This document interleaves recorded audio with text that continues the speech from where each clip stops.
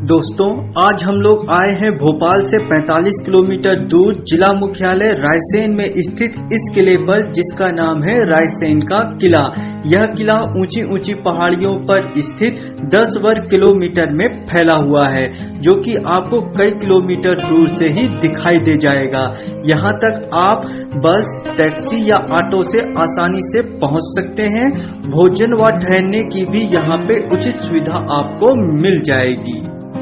चौड़ी चौड़ी सीढ़ियों से आप ऊपर बने दुर्ग तक आसानी से पहुंच सकते हैं। यहाँ पर आपके लिए बहुत कुछ घूमने के स्थान हैं।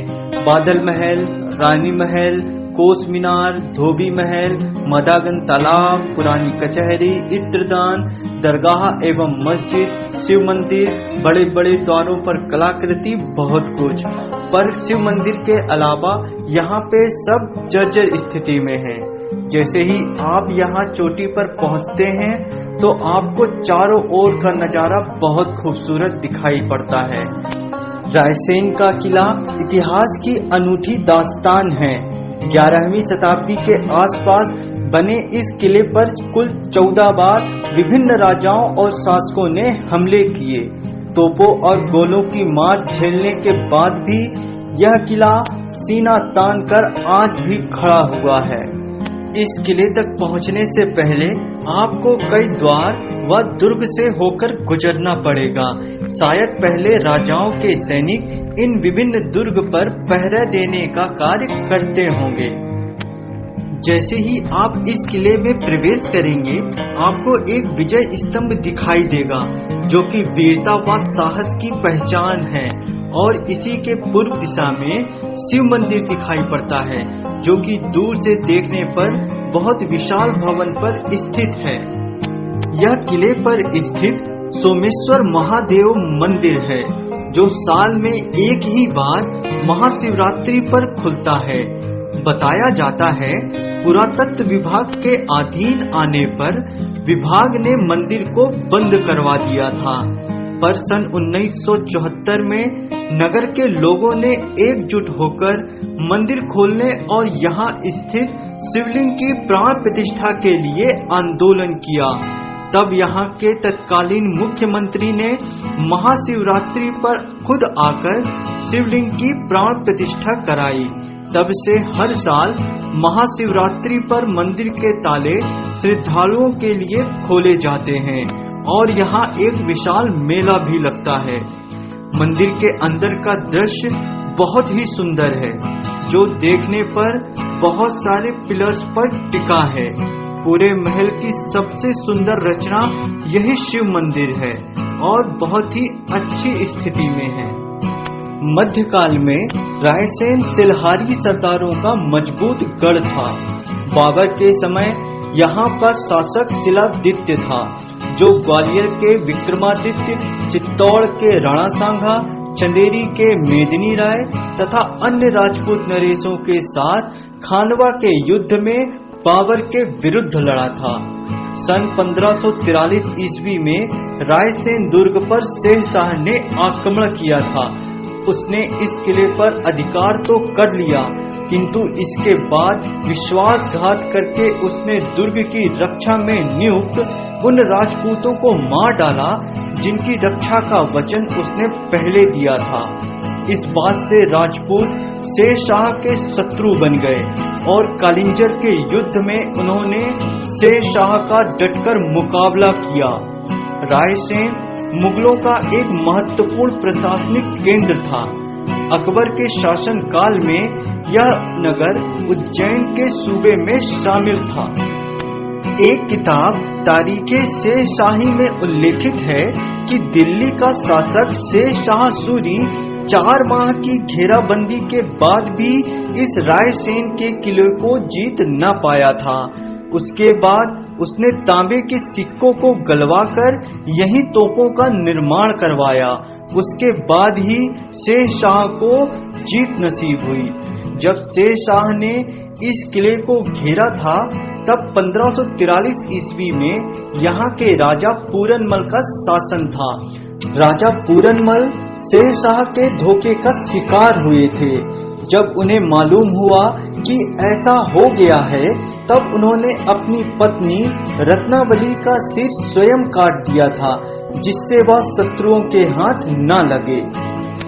ऊंची ऊंची दीवारों के बीच पतली पतली गलियों वाले रास्ते भी आपको देखने को यहाँ मिलेंगे।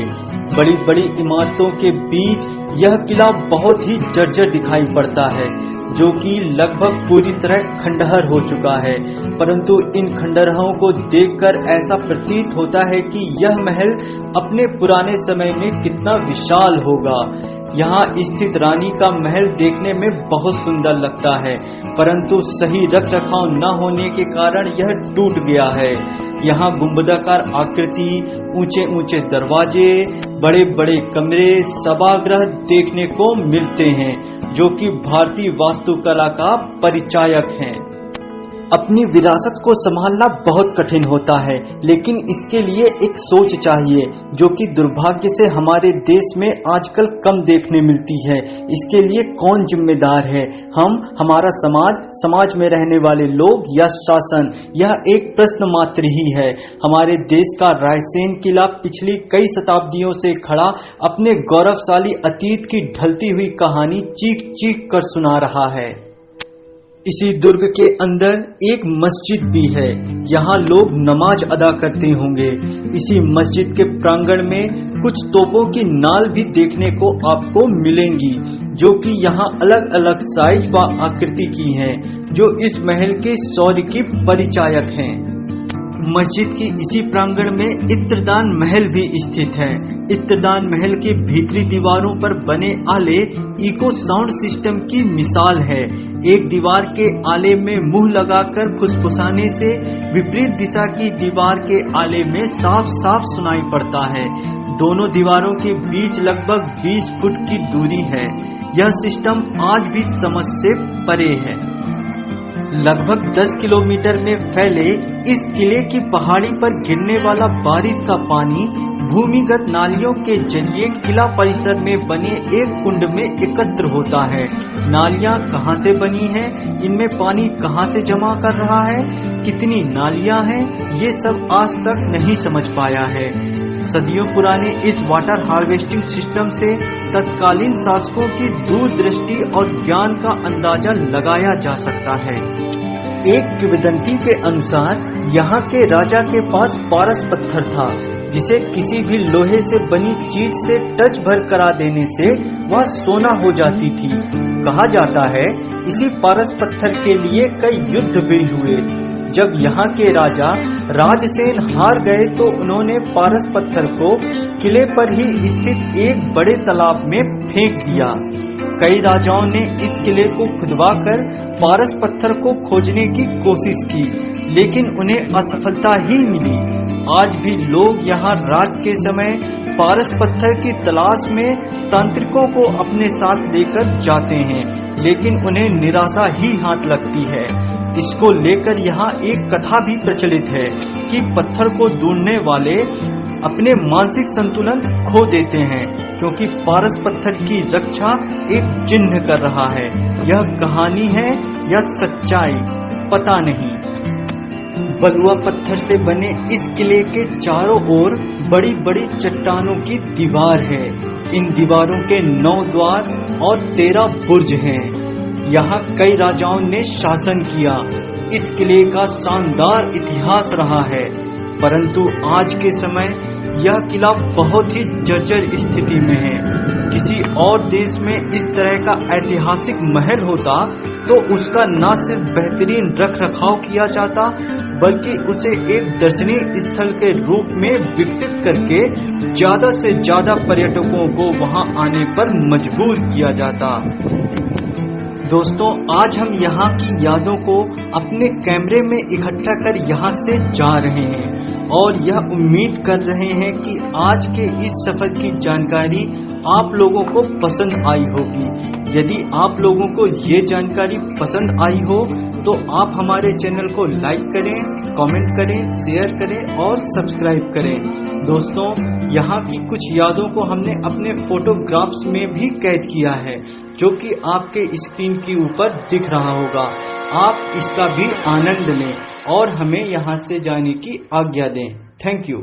दोस्तों, जाते जाते हम आप लोगों को ये बता देना चाहते हैं कि हमारे वीडियो का उद्देश्य आप लोगों का नॉलेज बढ़ाना, आप लोगों तक भारतीय संस्कृति को पहुंचाना है, देश की धरोहर व उसकी जानकारी देना है। किसी भी तरीके से आप लोगों की भावनाओं को ठेस पहुंचाना हमारे वीडियोस का उद्देश्य नहीं है।